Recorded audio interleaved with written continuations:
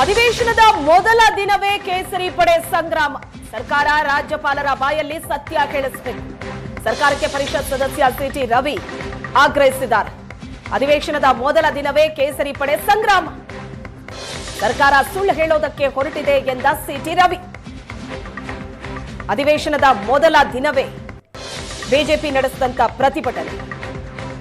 ಸರ್ಕಾರ ರಾಜ್ಯಪಾಲರ ಬಾಯಲ್ಲಿ ಸತ್ಯ ಹೇಳಿಸಬೇಕು ಅಂತ ಪರಿಷತ್ ಸದಸ್ಯ ಸಿಟಿ ರವಿ ಸರ್ಕಾರಕ್ಕೆ ಆಗ್ರಹಿಸಿದ್ದಾರೆ. ಸರ್ಕಾರ ಸುಳ್ಳು ಹೇಳೋದಕ್ಕೆ ಹೊರಟಿದೆ ಅಂತ ಹೇಳಿದ್ದಾರೆ ಸಿಟಿ ರವಿ.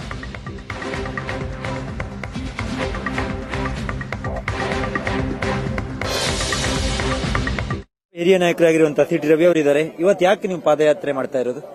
ರಾಜ್ಯಪಾಲರ ಹತ್ರ ಸುಳ್ಳು ಹೇಳಿಸಬೇಡಿ. ಪುಣ್ಯಕೋಟಿಯ ನಾಡಿದು, ಸತ್ಯಕ್ಕೆ ಹೆಸರಾದ ನಾಡು. ಅವರ ಹತ್ರ ಸುಳ್ಳು ಹೇಳಿಸಬೇಡಿ, ಸತ್ಯ ಹೇಳಿಸಿ. ನೀವು ಹಾಲಿನ ದರ ಏರಿಸಿದ್ರಿ, ಪೆಟ್ರೋಲ್ ಡೀಸೆಲ್ ದರ ಏರಿಸಿದ್ರಿ, ಆಲ್ಕೋಹಾಲ್ ದರ ಏರಿಸಿದ್ರಿ, ವಿದ್ಯುತ್ ದಕ್ಷಿ ದರ ಏರಿಸಿದ್ರಿ, ಮೆಟ್ರೋ ದರ ಏರಿಸಿದ್ರಿ, ಬಸ್ ದರ ಏರಿಸಿದ್ರಿ, ನೀರಿನ ದರ ಏರಿಸಿದ್ರಿ, ಎಲ್ಲಾ ತೆರಿಗೆಗಳನ್ನು ಹೆಚ್ಚು ಮಾಡಿದ್ರಿ. Income certificate, death certificate, birth certificate ದರನೂ ಹೆಚ್ಚಳ ಮಾಡಿದ್ರಿ. ಒಂದು ಟಿಸಿ ಹಾಕಿಸ್ಕೋಬೇಕು ಅಂದ್ರೆ ರೈತ ಇವತ್ತು 3 ಲಕ್ಷ ದುಡ್ಡು ಕೊಡಬೇಕಾಗಿದೆ. ಇದರಿಂದ ನೀವು ರಾಜ್ಯಪಾಲರ ಹತ್ರ ಯಾಕೆ ಸುಳ್ಳು ಹೇಳಿಸಿ ಕರ್ನಾಟಕದ ಒಂದು ಸಂಸ್ಕೃತಿಗೆ, ಘನತೆಗೆ ಅಪಮಾನ ಮಾಡ್ತೀರಿ? ದಿನನಿತ್ಯ ಕೊಲೆ ಸುಲಿಗೆ ಆಗ್ತಿರೋ ಸುಳ್ಳ, ಅತ್ಯಾಚಾರ ಸುಳ್ಳ, ಇದನ್ನು ಹೇಳಿಸಿ, ಸತ್ಯ ಹೇಳಿಸಿ, ಸುಳ್ಳು ಹೇಳಿಸಬೇಡಿ. ರಾಜ್ಯಪಾಲರಿಗೆ ಅವಮಾನ ಮಾಡ್ತಾ ಇದೆ ಅಂತ ನಿಮ್ಮ ಪ್ರತಿಪಕ್ಷ ನಾಯಕರು ಹೇಳ್ತಾ ಇದ್ರು.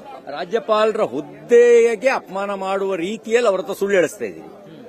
ಪ್ರಮುಖವಾಗಿ ಈಗ ಈ ಬಜೆಟ್ ನಲ್ಲಿ ತಮ್ಮ ನಿರೀಕ್ಷೆಗಳೇನಿದೆ? ಯಾಕೆಂದ್ರೆ ಕೆಲವರು ಹೇಳ್ತಾರೆ, ನಿಮ್ಮ ನಾಯಕರು ಅನೇಕ ದಿನಗಳಿಂದ ಹೇಳ್ತಾ ಇದ್ದಾರೆ ಸಿದ್ದರಾಮಯ್ಯ ಕೊನೆ ಬಜೆಟ್ ಆಗತ್ತಾ ಇದು ಅನ್ನುವಂಥದ್ದು.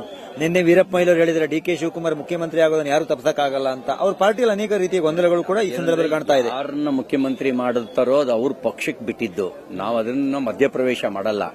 ಆದ್ರೆ ಸಿದ್ದರಾಮಯ್ಯನವರಿಗೆ ಈ ಪರಿ ಅಪಮಾನವನ್ನು ನೀವು ಮಾಡಬಾರದು.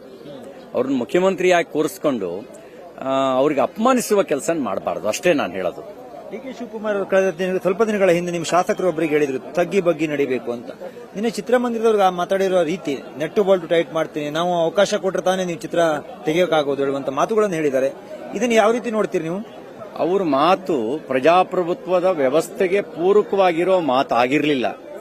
ನೆಟ್ಟು ಬೋಲ್ಟು ಟೈಟ್ ಮಾಡ್ತೀನಿ ಅನ್ನೋದು, ಬೆದರಿಕೆ ಹಾಕೋದು, ಇದು ಪ್ರಜಾಪ್ರಭುತ್ವದ ಲಕ್ಷಣ ಅಲ್ಲ. ಪ್ರಜಾಪ್ರಭುತ್ವಕ್ಕೆ ಪೂರಕವಾಗಿರ್ತಕ್ಕಂಥ ಮಾತುಗಳಲ್ಲ.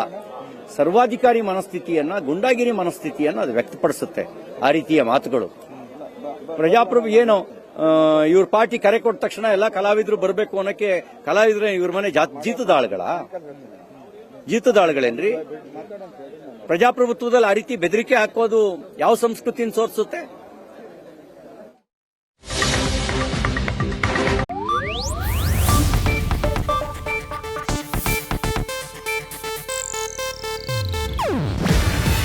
ಇದು ಏಷ್ಯಾನೆಟ್ ನ್ಯೂಸ್ ನೆಟ್ವರ್ಕ್ ಪ್ರಸ್ತುತಿ. ನೀವು ನೋಡ್ತಿದ್ದೀರಾ ಏಷ್ಯಾನೆಟ್ ಸುವರ್ಣ ನ್ಯೂಸ್.